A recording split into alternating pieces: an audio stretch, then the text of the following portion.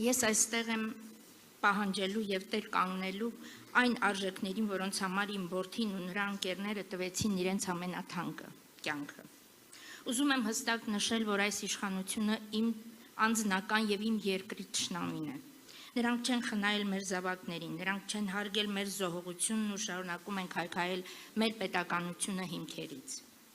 Եվ այսօր այս իշխանությունը թշնամի է իմ որդու եւ բոլոր հերոս տղաների հիշատակին։ Արմանս կամավոր զենք է վերցրել ոչ նրա համար, որ այսօր այդ հայրենիքը մաս վաճառեն։ Նա զենք է վերցրել, որ իր որդին եւ բոլոր մեր զավակները այդ հայրենիքում ապրեն հպարտ, որպես հայ։ Մեզ փորձում են վախեցնել պատերազմով, մատուցել կեղծ խաղաղություն, բայց որպես որդուն կորցրած մայր ամենալավը ես գիտեմ խաղաղության գինը։ Մենք կողմնակից ենք իրական խաղաղության, որը հիմնված է ուժի, հարգանքի եւ ոչ թե ծնկի գալ, ծնկի եկած մուրացկանության։ Եվ մենք ուզում ենք արժանապատիվ ապրել, արժանապատիվ կյանք, որտեղ հայի տեսակը ստիպված չի լինի ամաչել իր անցյալի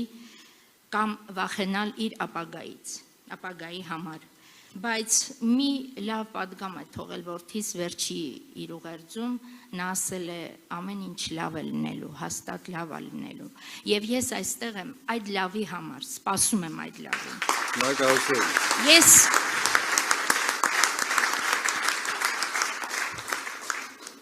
Ես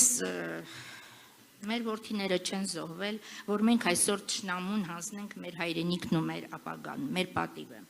Ես ակնկալում եմ, որ այս պայքարը կլինի մինչև վերջ, հանուն արդարության, հանուն պատժի, նրանց, ովքեր մեր տները սև հագցրին, եւ հանուն այն Հայաստանի, որտեղ մայրերը ստիպված չեն լինելու փողոցներում արդարություն փնտրելու։ Մենք իրավունք չունենք նահանջելու, մենք պարտավոր ենք կառուցել այն լավ Հայաստանը, որի մասին վերջին վայրկյանին հաստատակամությամբ խոսում էր իմ որդին Արմանս։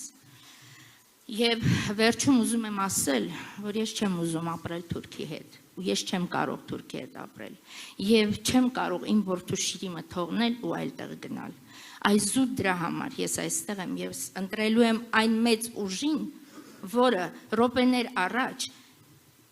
կազատի մեզ այս չարիք իշխանությունից։ Փառք մեր հերոսներին, ուժ ու տոկունություն մեզ բոլորի։ Շնորհակալություն։ Երևի սրանով ես հրա